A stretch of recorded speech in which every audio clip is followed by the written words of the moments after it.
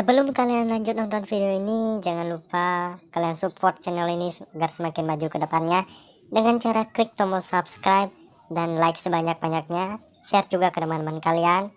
Jika kalian memiliki pertanyaan, silahkan tulis pertanyaan kalian di kolom komentar.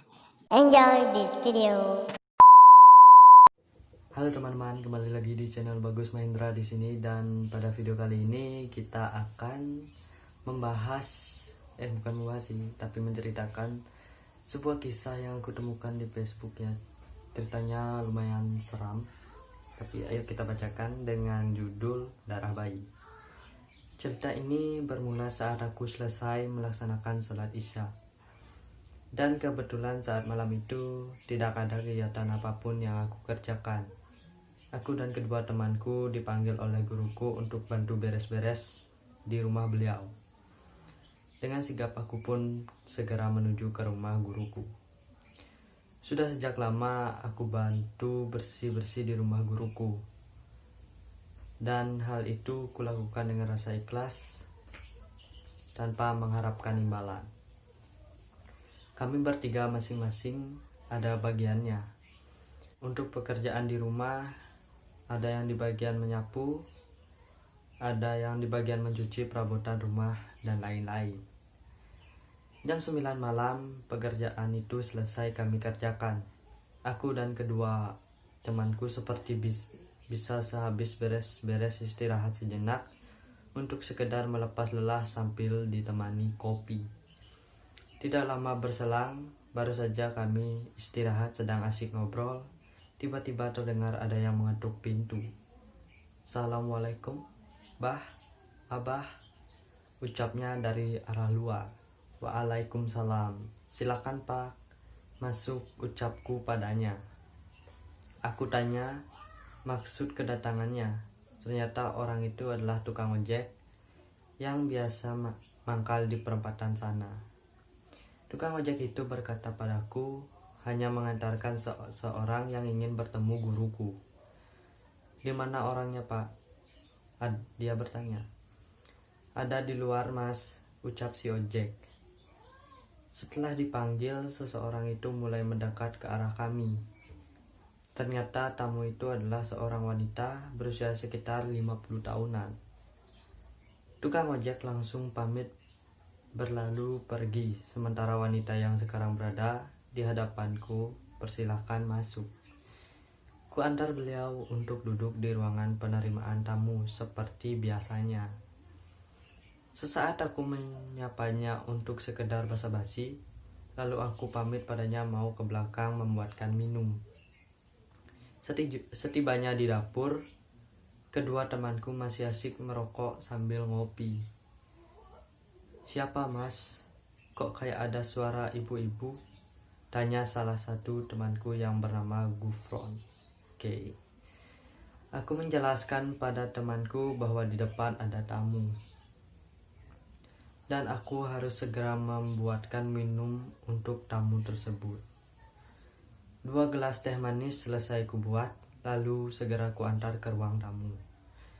Kusodorkan minuman itu padanya. Setelah itu guruku keluar sambil ke kamarnya, terlihat masih sambil memegang tasbih. Aku langsung beranjak kembali ke dapur.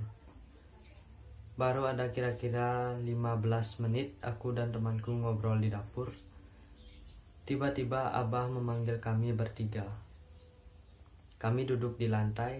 Sesekali aku melirik kepada arah wanita itu. Terlihat olehku seperti habis menangis. Ibu ini namanya Bu Elin, asal daerah berinisial P. Beliau sedang dalam masalah besar. Biar sementara tinggal di sini, ucap Abah menjelaskan. Kami hanya mengangguk. "Bu, nanti kalau perlu apa-apa bisa minta tolong sama mereka ya, Bu," ucap Abah pada Bu Elin. "Maaf Abah, saya benar-benar minta tolong sama Abah. Saya nggak bisa tenang sebelum mendapat uang. Anak-anak dan cucu-cucu saya terancam. Rumah dan kebun saya gak cukup buat bayar hutang-hutang saya. Tolong saya," katanya. Apapun akan saya lakukan demi mendapatkan uang, ucap Bu Elin terlihat benar-benar sangat cemas dan sedih. Ini adalah ujian, ibu harus sabar.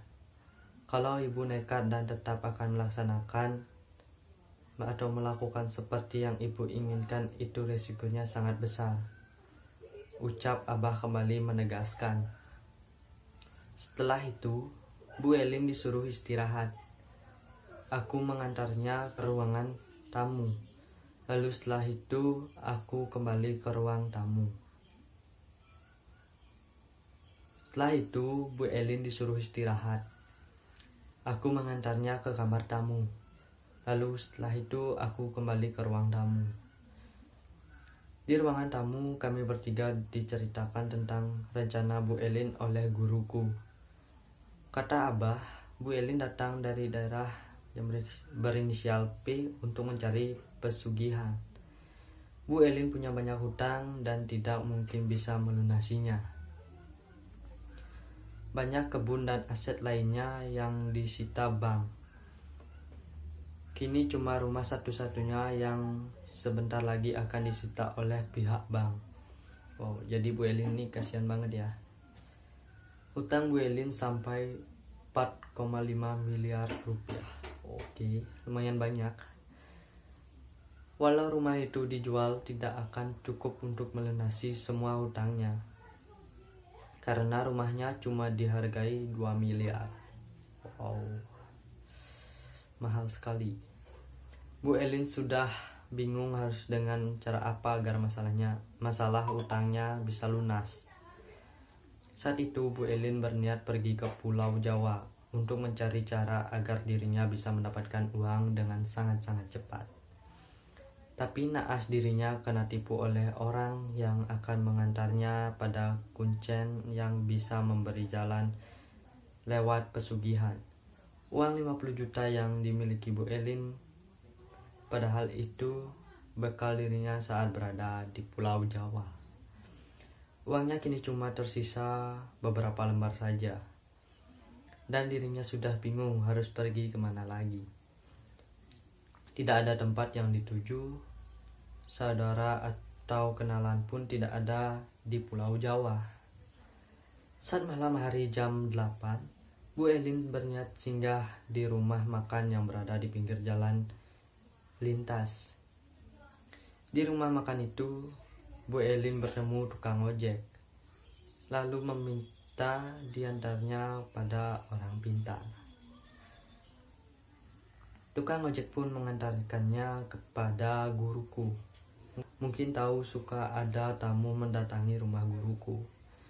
Di rumah Abah, Bu Elin setiap hari diajak sholat, zikir, dan selalu dinasehati oleh Abah. Tapi Bu Elin tetap bersikukuh pada pendiriannya untuk mengambil jalan pintas melalui persugihan. Setiap hari Bu Elin cuma menangis. Sampai pada hari ke-6, di malam hari kami dipanggil oleh guruku. Abah sudah berkali-kali menasihatinya, tapi tetap tidak digubrisnya. Dan Abah sudah memutuskan menyuruh aku untuk mengantar Bu Elin besok sore ke goa berinisial L di pantai selatan. Kamu besok ikut dan temani Bu Elin. Dan selama di sana 3 hari 3 malam, ucap guruku. Aku hanya mengangguk tanda mengiyakan. Ibu sudah yakin dengan pilihan yang ibu pilih, dan saya mengingatkan ibu sudah saya laksanakan.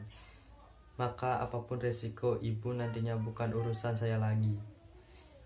Dan perlu ibu ingat, sekali ibu buat perjanjian dengan setan, maka selamanya ibu tak akan bisa lepas. Ibu akan menjadi pengikutnya di dunia dan di akhirat, tegas guruku. Ya, Abah, saya ucapkan terima kasih yang sebesar-besarnya karena Abah sudah membantu. Saya tidak akan melupakan kebaikan Abah dan semua yang ada di sini, jawab Bu Elin sambil terus terhisak-hisak menahan kesedihan. Malam itu adalah malam yang membuatku merasa takut. Kenapa Abah memilihku untuk menemani Bu Elin? Mendengarnya saja sudah merinding. Setelah sholat asar, aku bersiap-siap dan membawa beberapa style pakaian ganti. Karena kata Abah, aku akan menemani Bu Elin selama 3 hari di pantai selatan. Pukul 4 sore aku, Bu Elin, dan seorang supir berangkat dari ke pantai selatan. Hampir 2 jam kami melaju, akhirnya sampai di tujuan pantai yang terkenal. Dari pantai itu kami harus menempuh perjalanan lagi setengah jaman. Kami tiba di kampung kecil. Terlihat kampung itu sangat sunyi. Saat itu sudah azan maghrib, lalu kami mampir di sebuah musola kecil. Usai sholat, kami melanjutkan perjalanan menuju sebuah rumah yang lumayan besar. Bangunannya khas Jawa banget. Aku melihat banyak patung yang hampir diletakkan di setiap sudut rumah. Cuma sopir yang masuk pertama ke rumah itu. Setelah beberapa menit, sopir dan tuan rumah pun keluar. Sopir itu menghampiri kami, lalu berkata, "Cuma mengantar sampai di sini saja." Lalu si sopir itu pun pamit. Aku dan Bu Elin diantar oleh lelaki tua yang memakai blangkon serta baju batik khas keraton dan sebuah keris terselip di pinggang. Terlihat di tangannya membawa senter dan bungkusan kain hitam yang entah apa isinya. Sebut saja lelaki itu Mbah Harjo. Saat itu aku masih bingung dan sedikit mulai takut. Hanya bisa berdoa andai bukan Abah yang menyuruh, rasanya ingin aku ikut pulang bersama sopir yang tadi mengantarkan kami. "Mari ikut saya," ucap Mbah Harjo agar kami segera mengikutinya. Aku dan Bu Elin mengikuti tanpa banyak bicara. Setelah beberapa menit berjalan, kami tiba di tepian laut yang curam dan terdengar gemuruh ombak. Setelah berjalan beberapa menit, akhirnya kami sampai di tempat yang datar. Aku masih bingung apa sebenarnya yang akan mereka lakukan. Di depan kami nampak sebuah bangunan dari kayu yang dibuat seperti joglo. Aku melihat pada sudut sebelah kanan nampak seorang laki-laki tua sedang duduk bersila. Rambutnya panjang dengan ikat kepala warna hitam. Mbah Harjo melangkah menuju ke arah laki-laki itu. Sedangkan aku dan Bu Elin hanya diam memandang ke arah mereka. Setelah itu kami berdua dipanggil, lalu ikut serta duduk di atas joglo. "Ibu sudah siap dengan apa yang akan ibu lakukan? Ibu sudah siap dengan segala resikonya?" tanya lelaki tua, sebut saja Mbah Gondrong. "Oke. Sudah, Mbah. Jauh-jauh saya datang ke sini bertekad untuk mendapatkan apa yang saya inginkan. Apapun resikonya dan seberat apapun syaratnya akan saya penuhi," jawab Bu Elin mantap tanpa ragu-ragu lagi. Setelah itu Bu Elin diajak ke sebuah goa. Aku pun diizinkan untuk ikut. Goa yang terlihat kecil, namun saat di dalam ternyata goa itu sangat lebar. Ada banyak seperti pintu di dalam goa itu, dan setiap pintu di atasnya ada tulisan aksara Jawa. Kami masuk di sebuah pintu yang di dalamnya terdapat seperti gentong yang berisi air jernih. Mbah Gondrong itu mengambil nampan yang berisi beberapa jenis bunga. Lalu bunga itu ditaburkan di gentong yang berisi air. Bu Elin disuruh melihat ke arah dalam gentong. Saat mendekat untuk melihat isi gentong, tiba-tiba saja terlihat wajah Bu Elin berubah tegang. Ia cemas saat melihat isi dalam gentong itu. Aku merasa penasaran. Saat aku melihat Bu Elin begitu kagetnya waktu matanya menatap ke arah dalam gentong. Lalu aku berniat untuk melihatnya. Sebenarnya apa sih yang dilihat Bu Elin sampai sebegitu tegangnya, gumamku. Saat aku melihat, namun yang terlihat hanya gentong berisi air berserta di atasnya berisi bunga setaman yang masih terus berputar. Aneh, kenapa Bu Elin bisa setegang itu? padahal hanya berisi air dan bunga. Kembali aku bergumam. Mbah Gondrong komat kamit membacakan sesuatu, lalu seketika air dalam gentong pun berhenti berputar. Setelah itu kami diajak untuk ke ruangan lain. Mbah Gondrong kembali duduk dan bertanya pada Bu Elin. Ibu sudah melihat apa yang bakal terjadi dan sudah melihat seberapa besar resiko yang harus ibu tanggung lewat gambaran itu tadi.